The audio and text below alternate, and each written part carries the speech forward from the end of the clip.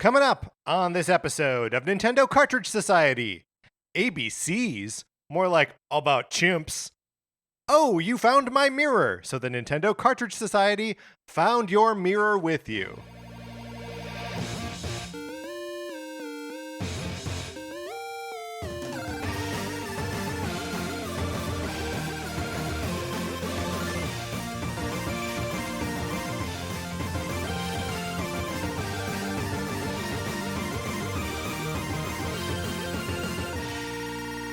Welcome to Nintendo Cartridge Society. My name is Patrick Ellers, and I'm joined, as I am always joined, by my co-host, Mark Mitchell. Mark, how's it going? It's going great, especially now. I feel like I can breathe now that the mirror saga has been concluded. I know. Look, there was a long time there where people were finding mirrors, they were losing mirrors, and now mirror's been found. Now mirror has been found. We can rest easy. Truly, the adventure of Link. Yes, I mean, I think that's what the subtitle is referring to, right? One of the many adventures. It's Adventures of Link? I think it's the adventure. I think it's singular. Yeah, the mirror adventure of Link. Can I tell you about my sock adventure? Please. Okay, so several months ago, I had ordered some socks from Target, and as like for pickup, right? And I got them, I picked them up, they put them in the, whatever. And I get home and I'm like looking at the socks and I just wanted some like athletic socks. Sure. But these were like a little bit thicker. They were a little bit more like work socks. And I was like, no, I can't do this. I need to I need everyday socks, right? So I returned those socks. Then I forget all about this adventure, right? This sort of non-adventure part. Then I'm like, oh, I should buy some socks. I order, Mark, the exact same socks from Target again. Very good. And it's not until like I get the notification that they're ready to be picked up that I can see the icon there representing the socks. And it's the same icon as in your previously purchased things. And I was like, oh no, I messed up again. What did you end up doing? I just didn't pick up the socks. So do you still not have new socks? I still don't have new socks. If you would like to support us in getting socks or having misadventures with socks, you can head on over to patreon.com/Nintendo Cartridge Society, where if you are supporting us at the 8-bit or 16-bit levels, you get access to our once-a-month episodes of mini-series like NCS at the Movies. At the movies. No, I don't know that we want to do that. I don't know that we want to start that. You don't want to do that? Why? Does it feel like stolen valor to steal from the Navy or the Village People? The Village People, yeah. Let's see. Yes, NCS at the movies. Patrick and I love going to the movies. Which we're not considering stolen valor from Siskel and Ebert. Yeah, that's right. Okay, that's right. It's an homage. Right, yes, thank you. Yeah. Yes. NCS at the movies. Patrick and I really love going to the movies, and we thought it would be fun to, especially with the start of like summer blockbuster season, to go see some movies and then talk about them together, maybe with some special guests. And July is going to be, we're doing 2 in July because for scheduling reasons, we weren't able to put one out in June. And it's going to be a superhero month with Superman and then Fantastic Four towards the end of the month. Both the first superhero and Marvel's the first last family. Superhero. Oh, jeez. Who's the last superhero? Have we met the last superhero? No, I don't think so. Yeah, I don't think so either. Yeah. Spider-Man? Actually, the last superhero may be a variant of Spider-Man. So when you say the last superhero, do you mean like the last one that'll ever be created? The last new one that will ever be created. Oh, yeah. Probably a variant of Spider-Man. Right. I bet you're right. Right. Like when people have tired of Miles Morales and they're like, he's an old man Spider-Man now. Yeah. And we need a new one. Oh, yeah. They could do like a Batman Beyond type thing, but with like Miles Morales as like an old, cool. grizzled. I like this. Mark, stop putting this on mic. We got to pitch this. Copyright Mark Mitchell, 2025. Dang, now I can't steal it. Anyway, so follow us over on Patreon if you're interested in that. Of course, we have our back catalog of NCS Arcade and NCS Detective Club and NCS Goes Broadway. So check out that if you are interested. Join our Discord as well. Email us, Nintendo Cartridge Society at gmail.com. And we will send you an invitation. Mark, we are celebrating Donkey Kong today. So let's get into it. Let's start with our ABCs of Donkey Kong.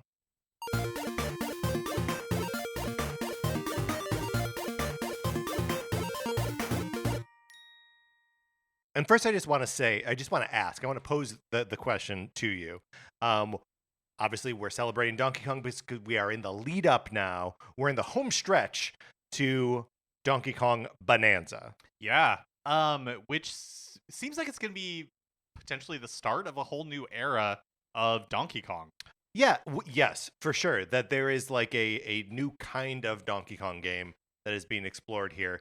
And it is interesting to me how much Donkey Kong as a brand or as like a franchise idea is this like malleable thing, right? Like if you say a new Zelda game is coming out, there are different like flavors of that, but they're not fundamentally different kinds of games. And I sort of feel the same way about Mario, even between like a 3D and 2D Mario, that like those are different flavors, but like it's the same basic thing. And with like if a game has Donkey Kong in its title, like that almost doesn't tell me anything about Right. how it's gonna play. Yeah, the only time it's really been consistent is if you see Donkey Kong Country. Yes. Otherwise, it could be anything. Yeah. So we're excited about Bonanza. I think we're also just like kind of hyped for a big like single player game on Switch 2, right? Something that like feels genuinely new in a lot of different directions. But like did preparing for this ABCs of Donkey Kong, did that like heighten your excitement for Bonanza, or does it feel like totally unrelated because it feels like such a different take on the game? Yeah, I don't really feel like it heightened my excitement for Bonanza, but it did make me realize that I think I have more affection for like Donkey Kong as a character than I necessarily thought I did. Or Yeah. like the world of Donkey Kong.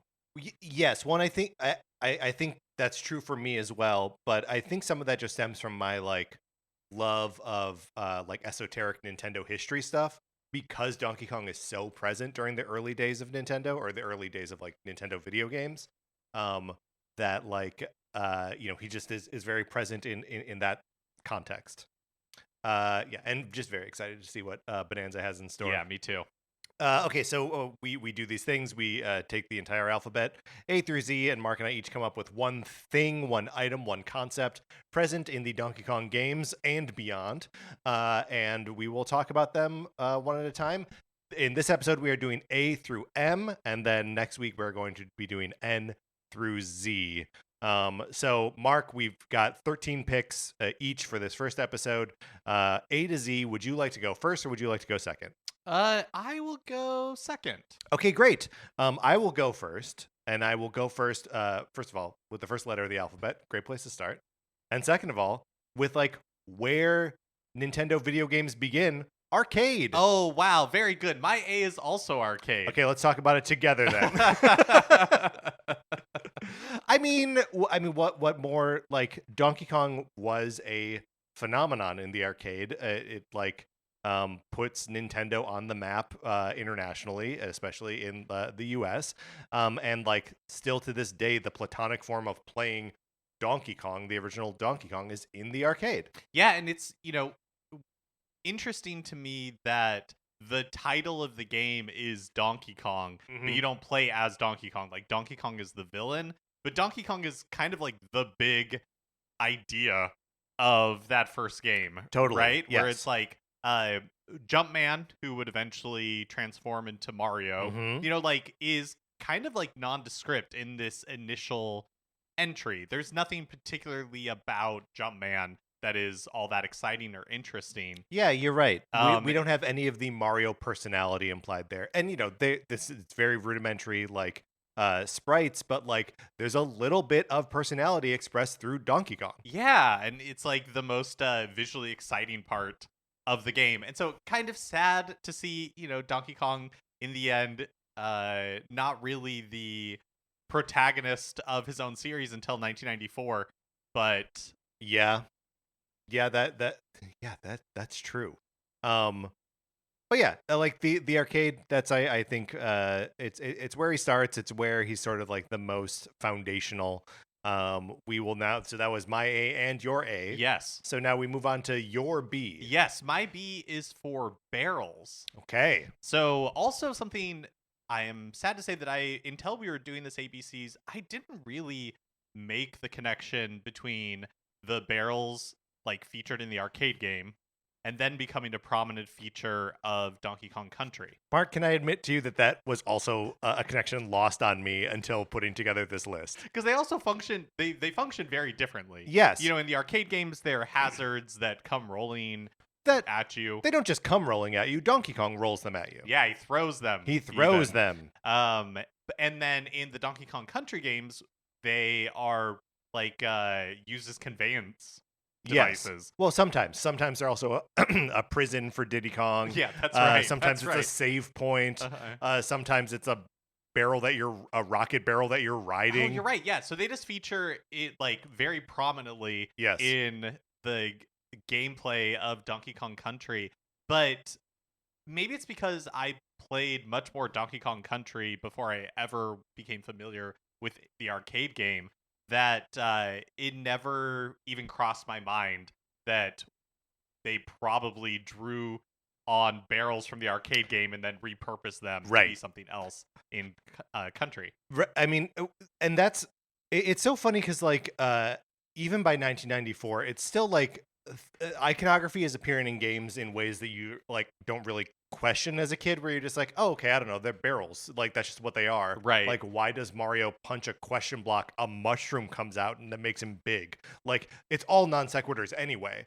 And it's just like, oh yeah, I don't know, for whatever reason, barrel is the iconography that we landed on, but there's very real precedent in the original Donkey Kong. Yeah, and it's also something that they don't Donkey Kong Country doesn't really draw a ton from that's the true. Donkey Kong arcade games. Well, yes and no. I've got some entries later on the list that like one of the other big connections in my mind, but I won't spoil it here. Okay, yeah, I'm excited.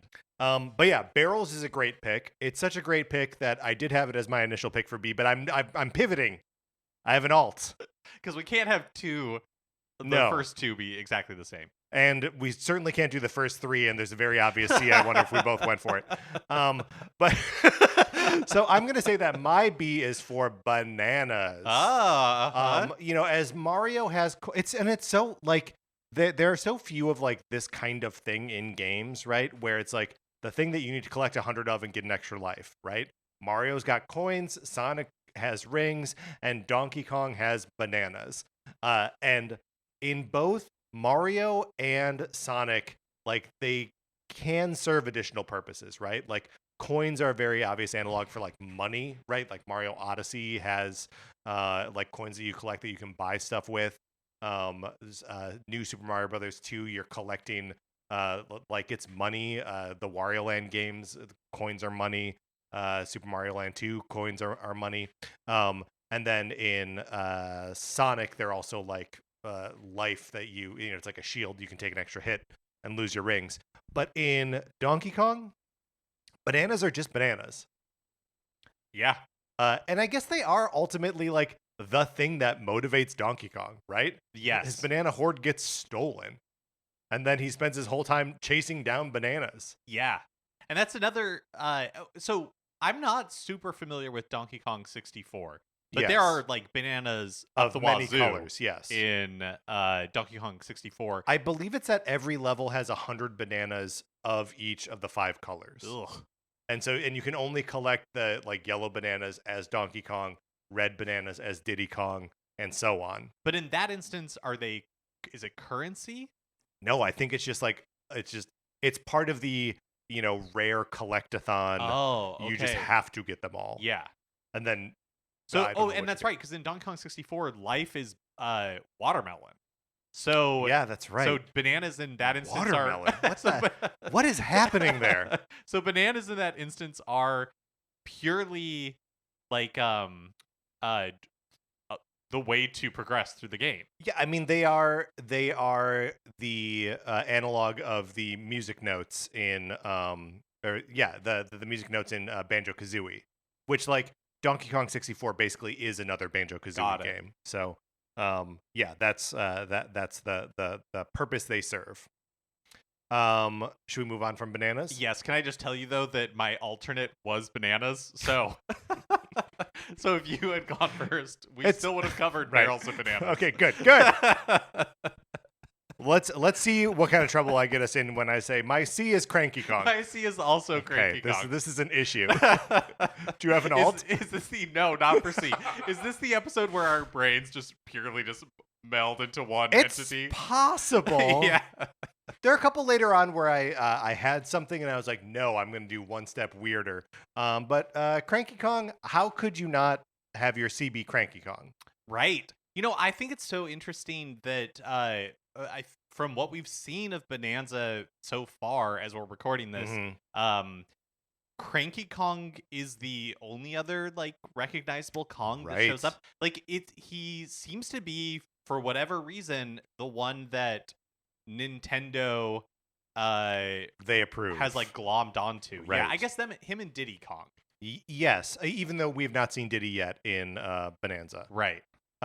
Yeah, it's also just like an interesting broadening of the lore, and like it feels to me consistent with what Nintendo themselves were doing, from the original Donkey Kong to Donkey Kong Jr. To Donkey Kong 3, where it's like, let's just explore the other like aspects of like this world or this monkey or whatever, see these things from different perspectives. And that Cranky Kong would be the original Donkey Kong aged up is like such a simple bit of like lore tweaking that makes both Cranky Kong and the new Donkey Kong so fun to consider. Totally. And I think that Nintendo was like, yes, great, we love that. And like, where else are we seeing prominent old man characters in the Nintendo canon? Yeah, fewer and fewer places, I feel like, because Professor Egad, of course. Yes, but like only you and I dare to dream about hot young Egad. Well, we're bold pioneers. That's in right. That, ahead of our time. But for whatever reason, when I think of old Nintendo characters, my mind immediately goes to the like different Toad variations that used to exist in the Paper Mario games, but that Nintendo has like in recent years just decided that Toads all kind of like look the same. There aren't different ages in Toads, like that sort of thing. But we used to have Toadsworth. I don't feel like we've seen Toadsworth very much anymore. Yeah, it's been a while. So yeah, not that many old people characters. Another thing that is fun about Cranky Kong is something that I feel like happens less and less nowadays, but was much more common in the like early decades of Nintendo, when I feel like there was a little bit more variation when it came to localization, where it's like Nintendo of America would just kind of like make some decisions about characters, right? And that would show up in the manual or whatever. And that might be different from how the character is expressed in Japan, or possibly even like how the character is expressed in Europe. And I feel like Cranky Kong is a perfect example of that, where it's like, is Cranky Kong the Donkey Kong that we know his grandfather? Is Cranky Kong Donkey Kong's father? Like, depending on the source, people say different stuff, and like different games refer to their relationship differently, and it's one of those things that like has, because of that, it's never been pinned down. We just don't know. Well, and like further to that, because Donkey Kong Country and therefore Cranky Kong was developed not in Japan but in Europe, right? Right. By Rare, that like now, like, which sources on this are authoritative? And of course the answer is none, and we just have to be like, I don't know, this one's old and this one's not. Right. Right. And will like Bonanza introduce a different expression of Cranky Kong's relationship, right? So on Reddit today, I was just scrolling through and I saw someone in the like r/Pixar say, would you describe what are their names in Up? Carl and the little boy. Oh, right. Would you describe their relationship as like grandfather grandson or father son? And I was kind of like, who cares? Like, what's the difference? They are like important. Russell. Russell, thank you. But just talking about is Cranky Kong his father or his grandfather? I'm like, kind of doesn't matter. It doesn't. I mean, but Right. I feel like we get a lot of fun out of Of getting really course. into like the minutia of it. But sometimes I think you're right that it is fun when there is no answer. Yeah. When it is just kind of like loose. And and it could change at any moment. Nintendo could decide at any moment to canonize it or just to leave it really, abstract. I'm still holding out hope that the Cranky Kong that we meet in Bonanza is the Donkey Kong Country Donkey Kong. Oh, that would be so fun. Aged Another up, and this is generation a new of, generation yes. of Kong underneath him is the new Donkey Kong. Because I don't know if this is in your, because I don't know, I won't talk about it. Very good. So I think it is my D. It is your D. Okay, my D is David Weiss, the Very good. composer who worked on Donkey Kong Country 2, 3, and really came, I would say, like I think was not as involved with Donkey Kong Country Returns. Just his themes were used, but was not a composer on the game. But was brought back for Donkey Kong Country Tropical Freeze. And the difference there shows enormously, right? Like Tropical Freeze, if we were just rating these things on soundtrack, Tropical Freeze is like an all-timer, and Returns is sort of forgettable. Yeah, absolutely. And but I feel like the music of the Donkey Kong Country series is one of the things that has made that series persist for so long. Like there is not a relaxing video game or Nintendo music list that does not include music from the Donkey Kong Country Oh, right. series. I mean, like the Aquatic Ambience and Sticker Bush Symphony are both like they're like all timers. What the thing that we were having a conversation in the Discord a couple weeks ago about like the original of a lot of like Koji Kondo themes and like borrowing from like City Pop and all this kind of stuff.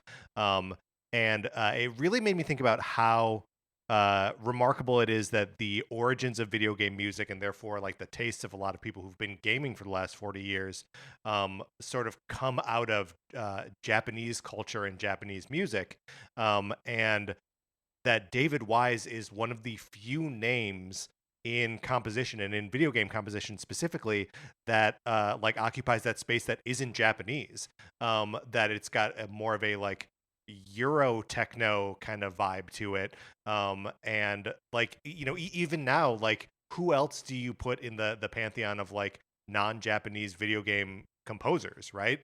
Like there aren't that, like if you want to count like Giacchino for doing like Medal of Honor stuff before he like went Hollywood or whatever. No, I think you're right, like especially like Jake Kaufman, I guess. Oh yeah, Kaufman's another good one. I feel like especially for Nintendo music, because Nintendo is so is centered in Japan, right, that it is incredibly rare to have like somebody who's not Japanese be such a notable composer for like a Nintendo series, and something that is carried forward into future Nintendo stuff, right? Like we were talking about the great music in Mario Kart World, and most of what it pulls from is other Mario games, but there are also Donkey Kong Country tracks in there. Right. And like again, it's like everything is so like cloistered in this like Japanese sound, which is cool and I love it, but like it's also very cool to have this like other influence in there that just rules. So yeah, David Weiss is a great one. It's making me edit something for the second episode, but so my D mark is drums. My favorite Donkey Kong peripheral ever, the DK bongos, used to play, of course, Donkey Konga and Donkey Kong Jungle Beat, a pair of plastic bongo drums that you actually hit and that you actually like clap so that it like picks up the sound of you clapping to play a rhythm-based game. I'm so glad we got these in here because I gotta say, D is a hard one because there are so many notable like Donkey Kong things that start with the letter D. Right, both D and K are difficult to narrow down. So, I'm so glad we talked about the bongos because I remember I bought them as like a Christmas gift, and this must have been probably like 2004 or 2005. You bought them as a Christmas gift to yourself? No, for somebody, okay, for gotcha. For my younger siblings, because we had like a GameCube. Yeah. And even then what a strange peripheral. Even as far as like Nintendo, Yes. like ancillary. How do you say that word? Ancillary? Yes, ancillary peripherals go. Yes. The DK bongos stand out as like a special type of crazy. My notes on the drums here just say my favorite peripheral ever. I love the DK bongos. And partially they predate Guitar Hero, right? And the DK bongos remain the only one of these peripherals. I guess maybe the Taiko Drum Master drums are pretty similar too, where you are actually doing the thing that the game is like pretending you're doing. Because you're not really playing guitar when you're playing Guitar Hero, and maybe the drum set with Rock Band and Guitar Hero World Tour those are gray areas. But like literally the only thing the game asks you to do is like hit the left drum, hit the right drum, hit them together, or clap, and those are like the inputs that the Donkey Kong in the game is also performing, right? And there's just something so like tactile and real about it that like your real musical skills directly transfer over to your ability to play Donkey Konga. The other thing that's interesting to me about Donkey Konga is that it's one of very, very, very few instances where Nintendo licenses contemporary music to feature in. That's true, right? Roughly contemporary. Yeah, no, I mean, yeah, it's like roughly. All the small things. All the small things is in there. Mighty Mighty Boss Tones. Yeah, so it's a little late. It's a little like late, roughly contemporary. But yeah, like the only other instance I can really think of is Elite Beat Agents. Elite Beat Agents. Yeah. And that's all cool, and they're all sound alikes, of course. But I really love the original arrangements of like classic Nintendo themes. Like there's a Zelda thing that's like got kind of a bossa nova big band beat to it. You would think that they would lean into that bossa nova like big band thing more because bongos like theoretically can show up there. Right? Like all this like Blink-182 is not particularly bongo heavy. No, but all the small things was huge. That song was everywhere. Okay, so that's my D. I will now move on to my E, which is the first appearance for me of an animal buddy. It is Espresso the Ostrich. Mark, did you also have Espresso the Ostrich? I do, but my backup. Okay, great. Don't say it. Okay. So we got to talk about my E first. Okay. He's an ostrich. She? Yeah, that's a good question. It's a great question. I don't know. I think she, right? I think they render it with eyelashes. Yeah, that's right. Which feels like a very rare thing to do, to be like, this one's a lady, so she better have eyelashes. It's an ostrich who kind of flies. She can kind of fly. Right, she can like glide down slowly. Yeah, she can fall with style. There we go, like Buzz Lightyear. But also wearing roller skates. Which that's a slam dunk design choice right there. Okay, is she wearing roller skates? Is she not?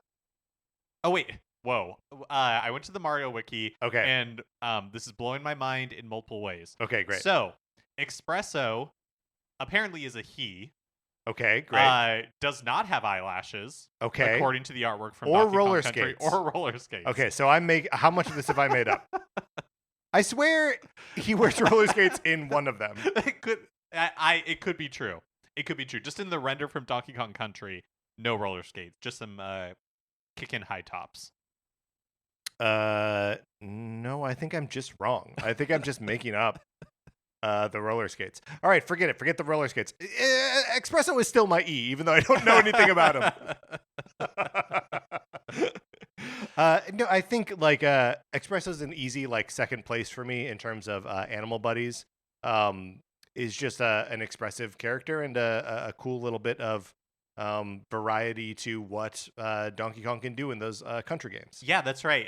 And we at one point ranked the animal buddies. So if you want to see what is number one, you should seek out that episode. My E was also an animal buddy. Oh, it was On Guard. Yes. Who also features in the Donkey Kong Country series and is like a blue swordfish that you can ride through water levels, and you can the controls are much like simpler when you're riding on guard. You can just Yes. use the D-pad to like Swim up, to swim down. Yeah. and then if you want to speed up, and you can like kill sharks and other enemies as well by pressing like the action button. And, Gotta say, On Guard, a great name for a swordfish. oh, so good, right? Yeah, Like it's just it's just enough wordplay. How do you feel about the name Espresso? As long as we're on that, it's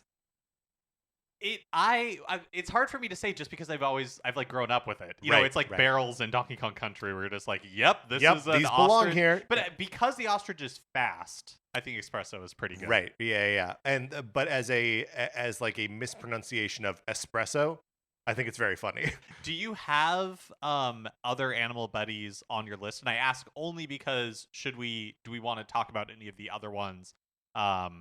I do not have any other animal buddies on my. Well, the thing is, my W can no longer be David Wise, so I think I will have to put another animal buddy. Okay. So then we'll wait. Okay, Maybe we'll wait. because I also don't. I have one other one, but not the big one, and so Sure. I don't know if we want to talk about it now or if we want to talk about it later. Let's talk about it later. Let's talk about it later. Yes, Okay. I agree. We just can't forget. Right. So now here we probably have the same F as well.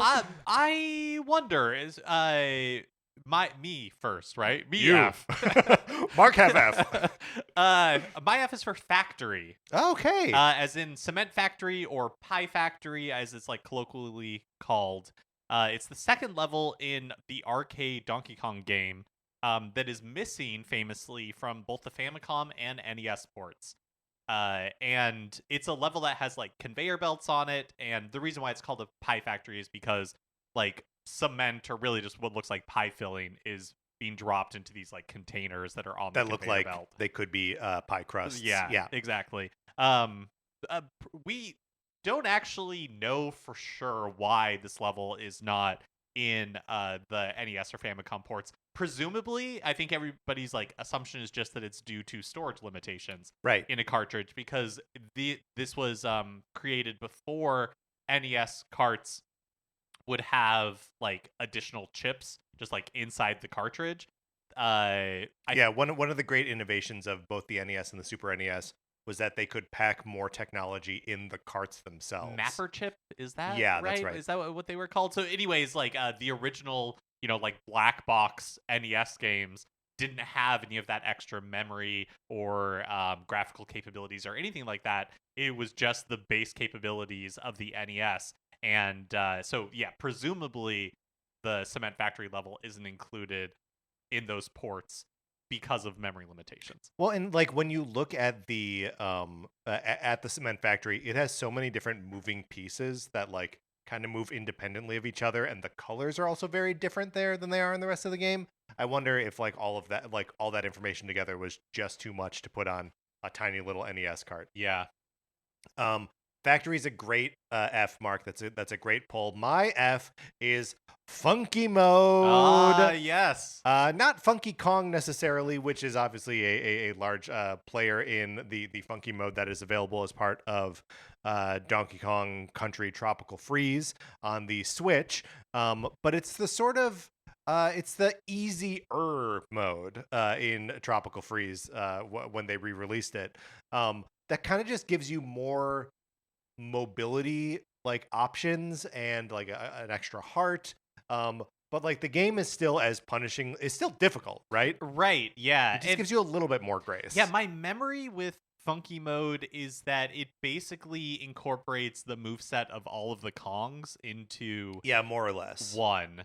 And it's been so long now since I played Tropical Freeze on the Switch that I think I did use Funky Mode for some of it, is my memory, but and like Funky Mode is fun, right? Like it is a different way to engage with, because like the abilities that he has are like kind of so he's got like a little bit of a double jump, and if you hold jump while you're in the air, he starts to like spin a surfboard below him, so he like kind of drifts down, kind of more like slowly. the Dixie Kong, kind of like the Dixie Kong thing. But it doesn't have the like little bit of an up to it, that she like kind of arcs back up and then falls down slowly. and he can also land on spikes. Right, like kind of like the pogo or the cane. Yeah, that Cranky has. Cranky has, yeah. Except he can, like, Cranky can use the cane once, and then he has to land on solid ground after that, right? Whereas like Funky can just like keep jumping on spikes forever, basically. But anyway, it's a cool like recontextualization of that entire game to play it as Funky Kong. Yeah, and I think it was such a great addition because Tropical Freeze is pretty punishing. Yeah. And like in Returns, when they released it on like the 3DS and then also on like the Switch HD version, it has like extra hearts and stuff like that. But I feel like Funky mode is an even better version of that, where it really makes the game more accessible. Yep. I also think it's you have to applaud them like introducing another character with a different move set, right? Like the Mario approach to this sort of thing being like, oh, Nabbit can't take damage, or like Toadette, even when she falls in a pit, she can like jump out of it. Those aren't new move sets. It's just like forgiveness for common mistakes, right? Right. And Donkey Kong's like, no, you're still going to be punished if you make mistakes, but you just have a different set of tools in order to address those things. And it just makes Funky Kong cooler because he's now the character that's right. Can do it all. He can. It's kind of a little bit like, dude, get off the bench. Where were you? And all these previous things. Oh, you're working on the fan boat? Who cares? Right. He's such a bum that is secretly awesome. Right. We're just like, apply yourself, Donkey Kong. Right, yeah. We're sick of seeing you waste your life. Funky Kong, you could have been Donkey Kong. You could have been Donkey Kong. You would just apply yourself. He couldn't take the tie, man. Some things you just had to be serious about, you know? Okay, so that's my F. My G is Greenhouse Gorilla. Mark, do you know Greenhouse Gorilla? Greenhouse Gorilla is an episode of Saturday Supercade. Do you know Saturday Supercade? No. Okay, so this was Saturday Supercade was a Saturday morning cartoon that was like on CBS or something for 2 seasons in the 1980s, early 80s, that was like taking video game properties and animating them in really crappy ways. But Greenhouse Gorilla roughly adapts the story of Donkey Kong 3. Huh. Okay? And in this episode, it characterizes Donkey Kong as the unwitting accomplice of a villain trying to steal a metal-eating Venus flytrap named Herman from Stanley the Bugman. Okay. Okay? So, also, Donkey Kong is voiced by the comedian Soupy Sales. Making mostly monkey noises, So Mario and Pauline are like regular fixtures on the Mario and Donkey Kong episodes of Saturday Supercade. So they drive around in a van that says circus on the side. I don't know why. Pauline, yeah. Okay. Because this, I believe this episode is from 1984. Okay. So like pre Super Mario Brothers. Whoa. So like Stanley is in this episode, and he looks like the Stanley from the side of the arcade cabinet. Okay, loving that. Which is kind of insane though, because Mario and Pauline are drawn with like human proportions, and here's this like Stanley with like a head that's like half the size of his body, always kind of looking up like he is in the arcade cabinet. So much disrespect to our man Stanley. But he is growing a Venus flytrap that is, very Audrey 2 coded. Stanley is, okay. Yes. And for some reason, it needs to eat metal. So he's like feeding it bolts and screws and stuff. And the villain is like, I'm going to steal that plant so it can eat a safe and I can steal the treasures inside the safe. That's pretty good. So he tricks Donkey Kong into helping him steal the plant from Stanley. Who is this villain? He must have a name, but I didn't catch it. But he's not like from an arcade game. No. He's like an invention of the show. He's just like, yes. Okay. He's a very like Snidely Whiplash type. Oh, okay. And for some reason they go to the grocery store. They kind of fight Donkey Kong at the grocery store. Like it doesn't matter. They wind up at a very fancy party, right? Where like a museum fundraiser thing. What's in it for Donkey Kong? He's been tricked into thinking he's protecting this plant. From the mean Stanley, right? So they go to this museum fundraiser, and Donkey Kong is dressed in a tuxedo. Okay, I'm liking that. And then they thwart, the efforts there. I was just excited to see Donkey Kong in a tuxedo, and then Mario has to also wear a tuxedo to like infiltrate the Okay, no, the yeah, museum fundraiser. Yes. I'm so glad that that exists because I really love the idea that there is like even if it is a like a bad Saturday morning cartoon, there is some sort of media that puts like more or less more than more official, like officially licensed Yeah. Nintendo approved in some cursory way thing that puts Stanley, Yes. Mario, Yes. Donkey Kong, and Pauline. Pauline all in the And same Herman the Venus and flytrap. Herman the Venus flytrap all in the same continuity, like Yes. together in a room. Yes. Well, I also like that there's like some effort there being made to be like, why would Stanley and Donkey Kong be at odds? And why is Donkey Kong in this greenhouse? Right. And it's because the villain tricked him into thinking that Herman was in danger. Uh-huh. That is so good. Is that Greenhouse Gorilla. is yes. that a Saturday morning cartoon that you watched? No. Yeah, okay. No, I was unaware of Saturday Supercade until doing research for this episode. I'm glad because I don't know how many like Donkey Kong 3 mentions we're gonna have in this ABC, so I'm Right. glad that we like got it all. Yeah. Basically. I would say I'm fairly restrained in my Donkey Kong 3 references me throughout too. here. Okay, well, that is an awesome G. My G is for girders, like the red Very beams good, from yes. the arcade game. I was most recently featured in Mario Kart World Yep. as part of like the DK spaceport. You like the girders are how you get to the very top of like the rocket launch pad Yeah. thing.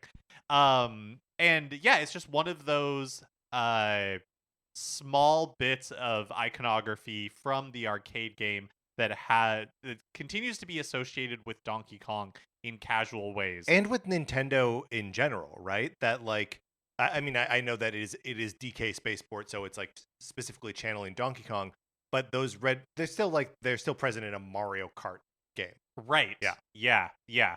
And I think that's one of the things that's fun about like a character like Donkey Kong, and like Mario has this too, where there are so many different aspects of Donkey Kong, and yet like if something shows up from country in the same context as like the arcade games, it all feels of a piece, even though they couldn't be more different.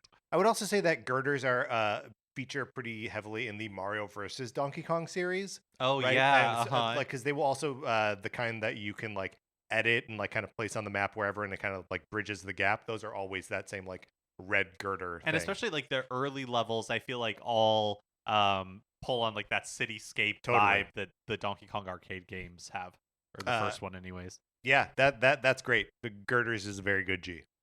So moving on to my H. My H started as a G until I looked it up and found that it is in fact technically an H.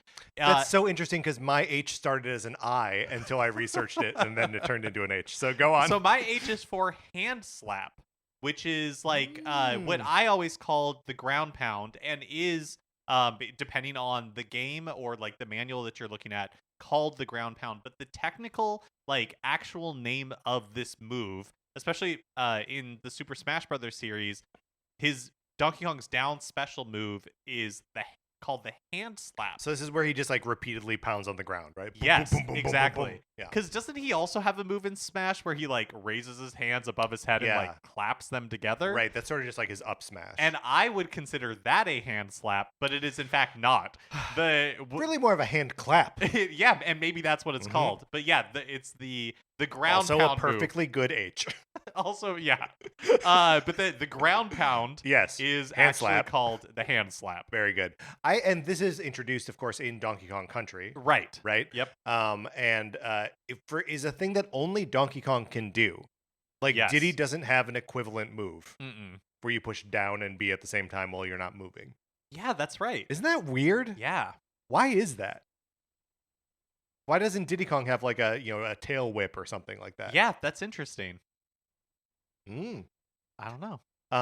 Do you? I like the ground pound, hand slap in Smash Brothers. There's something very like it feels fighting game standard at this point. You know, like E Honda's 100 hand slap, or like you know, Wolverine Berserker Barrage. There are these things that I'm like, that just is what that character does in a fighting game. And Yeah. yeah, it's the move that I spam if I end up playing Donkey Kong in Smash Brothers. Yeah, and really good for when it's those like 1 versus 100 Totally. challenges that they'll do in Smash, where you just, especially for the first couple guys, like you just take them out no problem.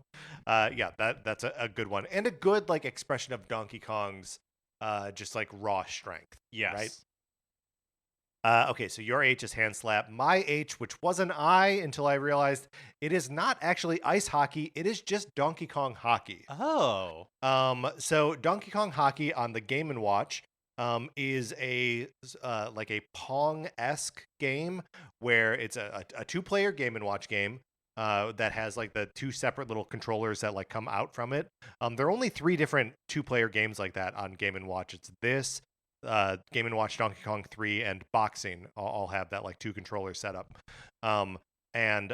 So they're playing hockey, but it's like field hockey because they're on a green field of grass. And on one side it's like Mr. Game and Watch or Mario or whoever, and the other side is Donkey Kong. And you are just like hitting pucks back and forth, or a ball, I guess, probably. And in a very just like Pong like setup. And that's hockey. Huh. It is not ice hockey. And I'm sure on this show many times I've said Donkey Kong ice hockey.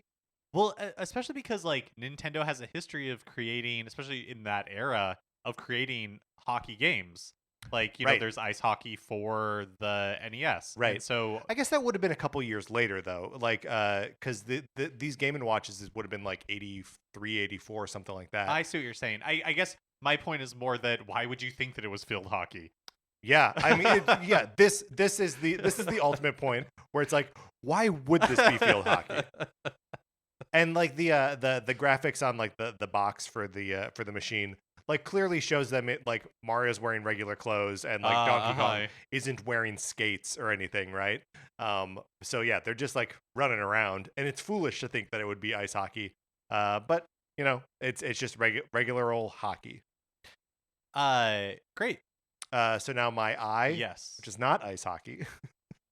My I is for irrelevance, referring to a period of irrelevance for Donkey Kong as a character.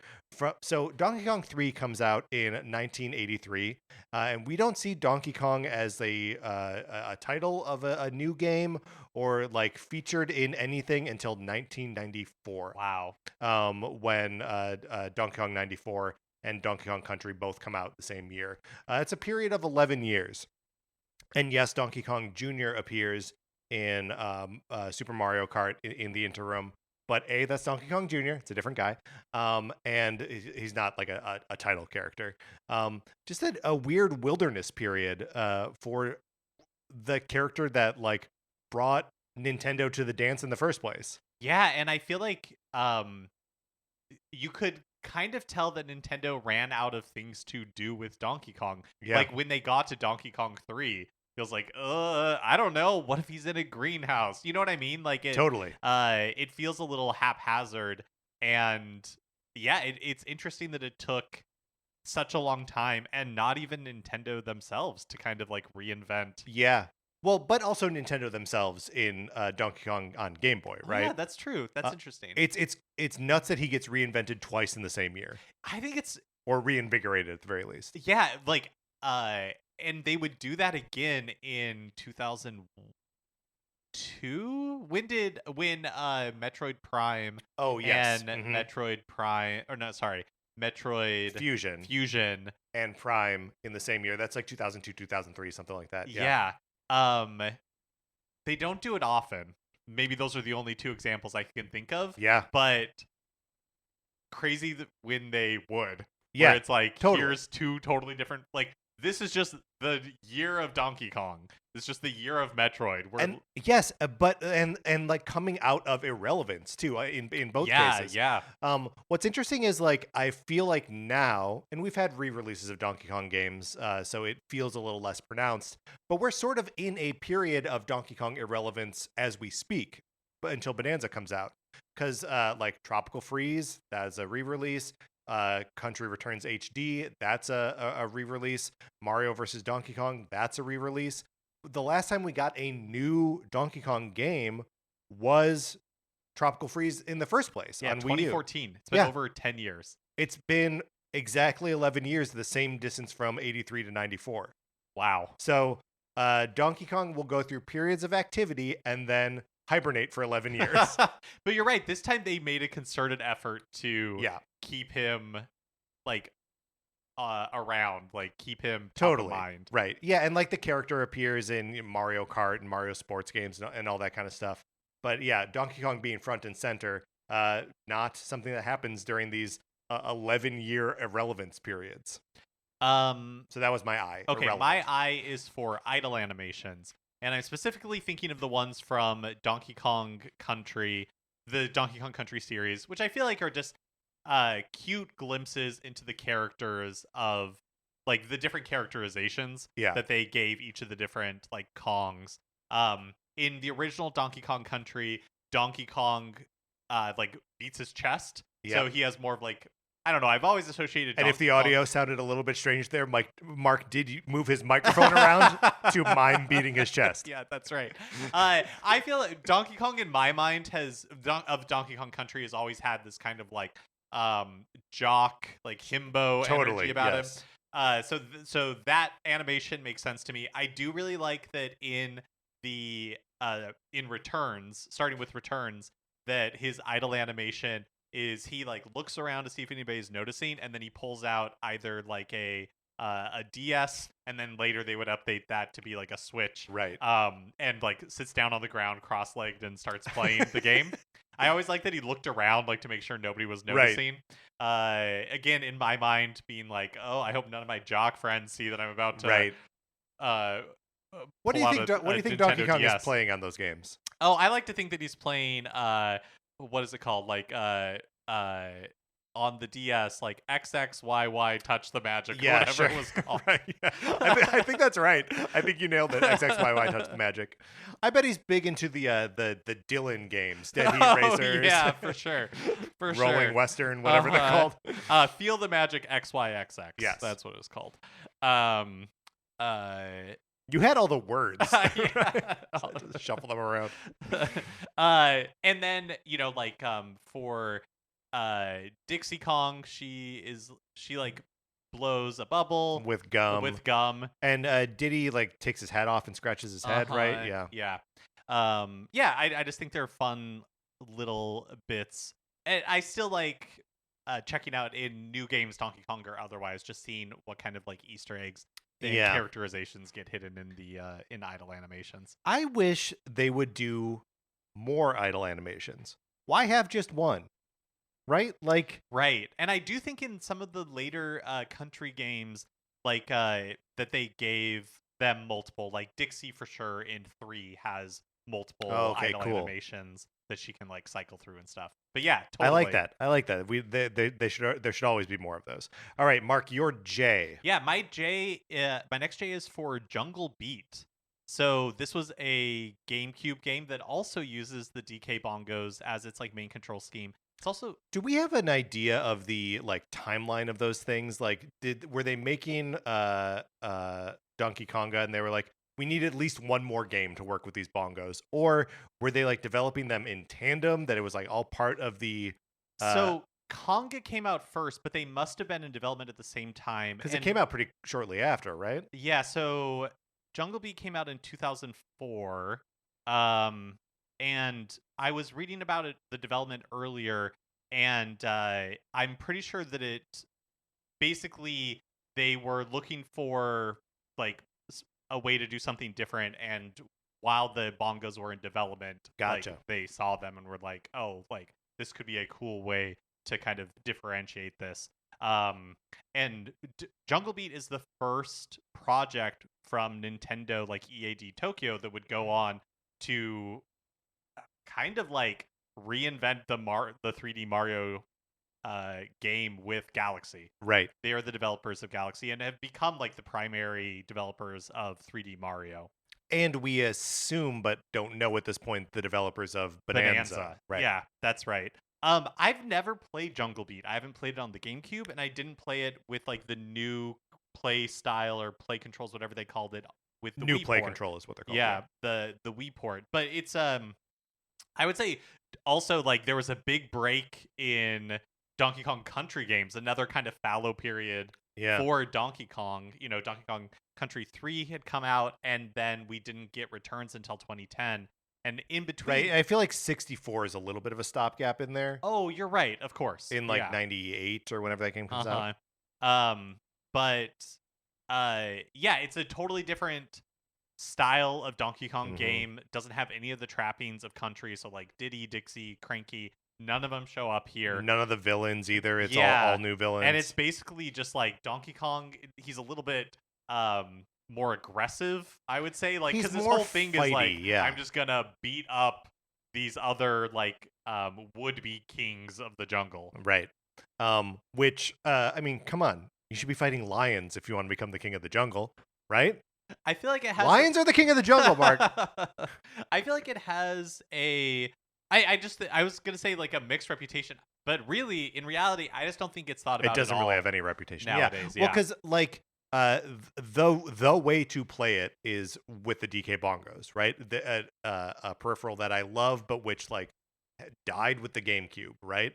And you can do the Wii Play controls, but like it's not satisfying to like swing a thing when what you're really doing is like hitting a thing, you know? It kind of goes back to the idea that I was expressing about the bongos in the first place, that you are actually doing the thing that like it's telling you is happening in the game. You're actually hitting a thing. Which when that translates to Donkey Kong slapping a dude, like that's satisfying. Just sort of like frictionlessly swinging a nunchuck around. It doesn't have the same effect. My understanding is that the original GameCube game could be played with a standard GameCube controller, and so it makes me.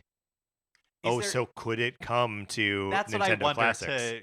Could it be on Switch 2 someday? Because I don't know that I will ever beat this game, but I would certainly like to try it. Right. Right. Because it's a definite glaring hole in my Nintendo or like Donkey Kong game experience. And I've always said that about you. Yeah, I know. You do point it out as a fault pretty often. My J is just Junior for Donkey Kong Jr. A strange little character who is not, we think, the Donkey Kong who appears in Donkey Kong Country, is some sort of lost generation of Kong, the son of Donkey Kong. I guess, again, presumably. They're very cagey to define any of these things.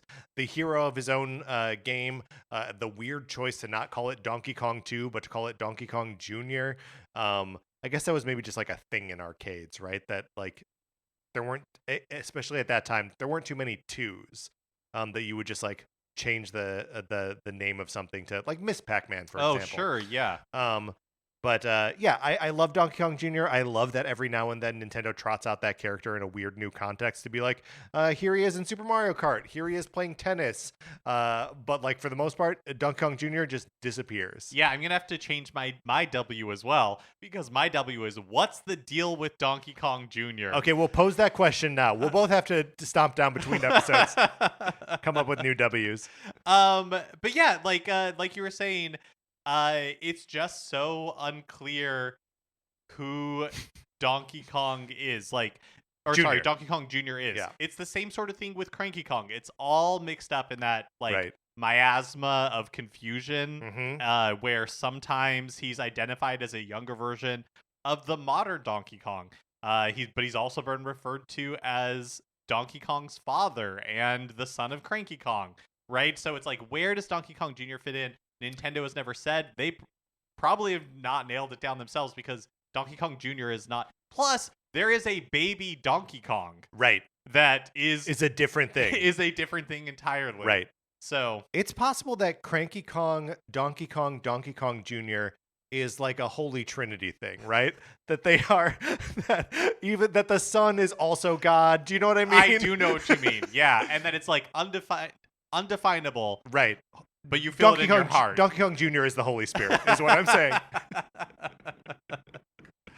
Blasphemy aside, I just find Donkey Kong Jr. so interesting. And I think it's funny that he showed up in Super Mario Kart because they they wanted the character to be easily identifiable, and putting like his white shirt on him made it clear That's enough. that it was like Donkey Kong Jr.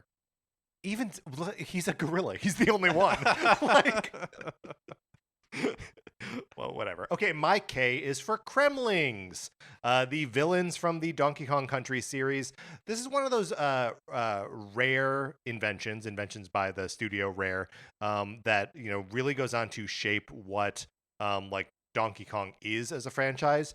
And I kind of like that they're like, okay, our heroes are monkeys. Who's the enemy of a monkey or a gorilla? It's got to be like a crocodile, right? They're like, yeah, make a whole bunch of them. And that's what the Kremlings are. They're crocodiles walking around. Sometimes they're like big and muscly and wearing muscle shirts. Sometimes they're fat and wearing like army helmets. Sometimes they're literal crocodiles claptrapping along on the ground. And sometimes they're a king / pirate / mad scientist with the last name of K. Rool, or of Rule, whatever. Yeah, the Kremlings. I think they're a successful part of the Rare design. I completely agree, and I'll piggyback on that because my K was King K. Rool. Yeah, great. So, yeah, we can just talk about them all. A character I hate. A character you hate. Why? Have we ever really drilled down into why? Have we really drilled down into why? I think I don't like that, how much he's characterized as like, it's funny that he's fat. Do you know what I mean? Yeah, that's interesting because I don't. They really lead with that belly, and he will pat it and be like, wah, wah, wah, wah. I don't know. I guess that's true. Yeah, I think that's they interesting. just characterize him as like a cartoon fat guy, and I'm like, it doesn't sit well with me. Oh yeah, no, that's totally fair. I like King K. Rool just fine. And the Kremlings and King K. Rool, I feel like are the Donkey Kong villains. Yes. They are like the characters that everybody associates with Donkey Kong, and when they didn't show up in Returns and, or in Tropical Freeze, it bugged people because it's like, why would you create a Donkey Kong Country game without the Kremlings? Yeah, especially because like K. Rool is effectively a new Bowser. Yeah, right? Totally. And so like, say what you want about like any of those characters, like he's an effective end boss. And like they use him in like King of Swing and like the other climbing jungle climber. Mm-hmm. As like the villain. It's just like it's a nice like base assumption that like he's going to be your bad guy. Yeah, and I would say that maybe it is because I associate Donkey Kong Country with the Kremlin so much, like the Tiki villains in Returns, the Tiki Tak tribe. Yeah, the Tiki Tak tribe in Returns, and then like the can't even remember, was he a big walrus or something in Tropical Freeze? And it's a lot of penguins too. It's a lot of penguins, yeah. But it's like the chili animal gang. Something like that. But at the end of the day, I think that like King K. Rool and the Kremlings loom so large that agree. When K. Rool eventually showed up in Smash Brothers, like it just makes sense. Yeah, it felt like they are completing a thing there. I do think it's interesting that like Donkey and Diddy were like kind of mainstays in Smash for a while, and it took until Ultimate for there to be like another piece of representation. Who do you think would be the next? Who would be the next character from the Donkey Kong like oeuvre to enter Smash Brothers? I would hope that it's Dixie. I would hope it's Dixie. I feel like it's like to me the kind of like hierarchy of importance, or like how I would put them in from like a playable character perspective, would be Donkey, Diddy, Dixie, and then Cranky. Sure. And Funky even below Cranky. I think so, just because Funky was only in like well, Cranky's only in Tropical Freeze as well, but you're right. Yeah, I don't know. What if they're like should I just move on to my L? Or we're on your L? Yeah, I'll do L just so we stay in order. Yes. Unless it feels so appropriate that you should just go ahead and do it. It feels so appropriate that I should just go ahead Yeah, and do go it. ahead. Then go ahead. What if they just did Lanky Kong? Ah, yes, the Kong with the arms. And this Kong's got a funny face.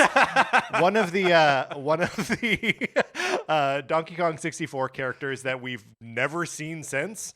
They're ashamed of him. He's like an orangutan. He's got very long arms in a way that you would think the rest of the Kong characters would, but don't.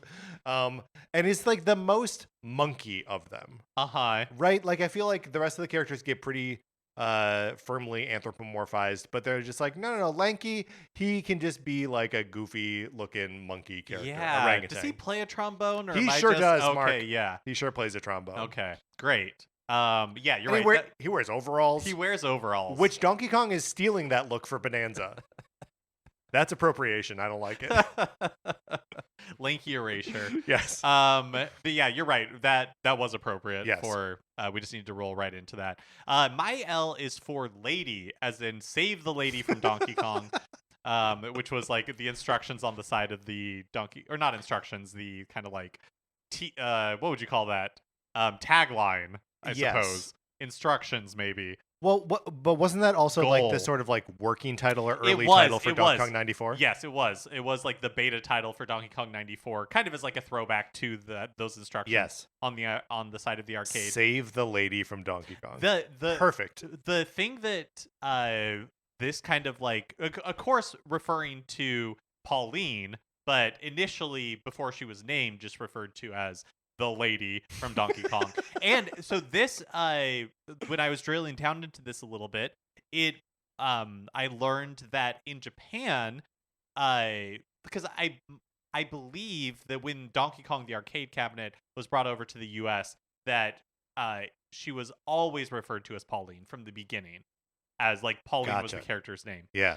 But in Japan, that Pauline came later because the character was named after Polly, the wife of a Nintendo of America employee. And that was just as Mario was named after a NOA like landlord, or right? something like that, yeah. And then or like the maintenance guy or whatever, yeah. And so when Pauline as the name of a character in the Donkey Kong series was brought over later to Japan. And so this is another one of like early Nintendo lore where Lady is a separate character in Japan from Pauline. Interesting. And also because like Pauline in the original Donkey Kong game looks more like what Princess Peach would be. She had blonde hair, all that kind of stuff. Right. Whereas Pauline has dark hair. And so in Japan, they are two separate characters. Lady has blonde hair. Pauline is the character that has like that we know now as like Pauline. Right. So Japan, two separate characters. In the US, Pauline has just always been Pauline. So we've seen like a young Pauline in Bonanza, right? Or in like the marketing materials for Donkey Kong Bonanza. Oh, have we? Or like a girl who looks like Pauline, but like Okay. is either a young version of her or like a daughter or something, Uh-huh. or possibly a lady. She's a lady. Okay, so now on to M's, Which I suppose is me. sure. Yeah. I don't know that it matters. Go ahead. It matters. If without rules, what are we? Minecart. My M is for minecart. No, there's nothing in the original Donkey Kong arcade games that would, like, there are no minecarts in there. There's nothing in there that lends itself to showing up in country in the same way that, like, barrels did. But minecarts, because of the minecart levels in Donkey Kong Country, have become tied so closely to the Donkey Kong series. Well, into the country games specifically, Yeah. I wonder if we will see minecarts in Bonanza. I know, you're like digging around in caves and stuff. It seems like you would be mining. Yeah, it seems like you could have minecarts. Kind of indirectly. What I find so interesting about the minecart levels in the Donkey Kong games is that they're iconic, right? Like they're like one of the top 3 images in your head when you imagine Donkey Kong Country.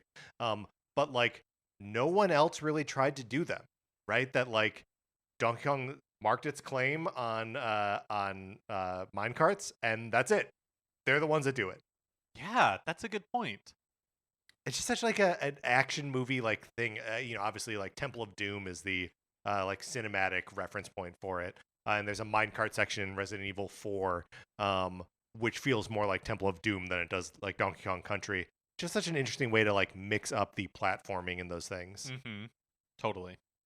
My M is for minis, the toys that become the object of Donkey Kong's obsession in the Mario vs. Donkey Kong games, and then become like the playable characters and sort of the standard bearer for the series afterwards. Just like they start out anyway as just little wind-up Marios that Donkey Kong, he loves these things. Oh, he's got to collect them all. He does, and as someone who buys Amiibo, I can relate.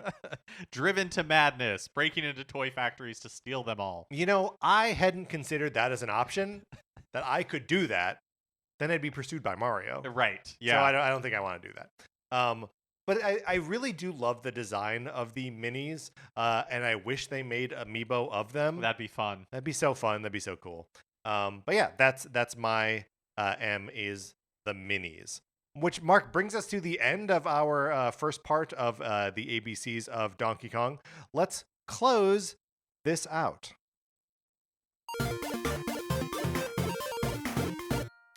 All right, that is going to do it for this episode of Nintendo Cartridge Society. Join us next week when we will be completing our ABCs of Donkey Kong. Thank you so much to our 16-bit patrons, Connor McKay, Patrice Millette, Kyle Seaborn, Drew Mackey, and James Haig. We appreciate you. We appreciate everyone who is listening or interacting with us in any way. One way to interact with us is, of course, to be in that Discord, so email us. We'll send you an invitation. Anthony DeLuca made our logo. Our theme music is provided by 8-Bit Betty. You can get more of his music by going to 8bitbetty.com or by listening right now. For my co-host, Mark Mitchell, this is Patrick Eller saying thank you for listening.